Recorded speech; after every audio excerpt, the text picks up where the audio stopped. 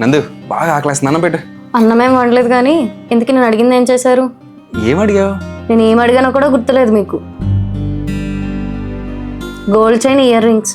ఓ అద్దా, డబ్బులు సెట్ చేస్తున్నా. సెట్ అయిపోతే తీసుకుందాం. అవునా, సూపర్ అండి. ఉండండి, అన్నం తీసుకొని వస్తాను. అవును, అన్నం వండలేదు.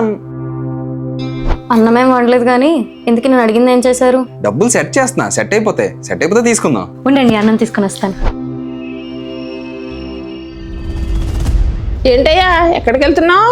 ఆఫీస్కి వెళ్తున్నానమ్మా. అబ్బో, ఆఫీసు ఎంత వస్తుందేంటి? కటింగ్స్ అవి పోను.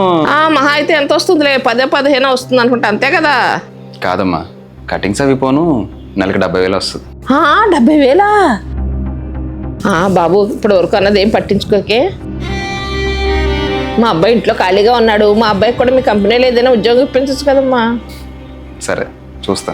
సరే బాబు, జాగ్రత్తగా వెళ్ళు. 70,000?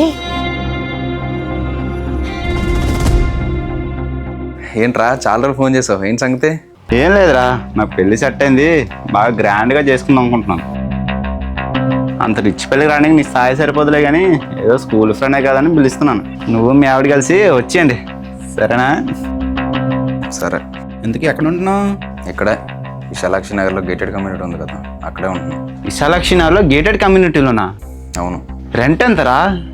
రెంట్ ఏంట్రా, ఇక నా ఓన్ ఫ్లాట్ అది. విశాలాక్షి నగర్లో ఓన్ హౌసా?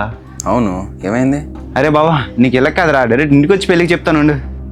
సరే. అరే ఎందా మాట్లాడింది ఏం పట్టించుకోకే. ఇంట్లో వాళ్ళు నీకు రెస్పెక్ట్ ఇవ్వాలన్నా, నిన్ను ఒకటి సార్ అనాలన్నా, 10 మంది నిన్ను గుర్తుపెట్టుకోవాలన్నా నీ దగ్గర ఉండాల్సింది డబ్బు. అది లేకపోతే నువ్వెవరో తెలియదు అంటారు, నువ్వు ఉంటే నువ్వు మావాడు అంటారు. అందుకే సంపాదించడం స్టార్ట్ చేయండి.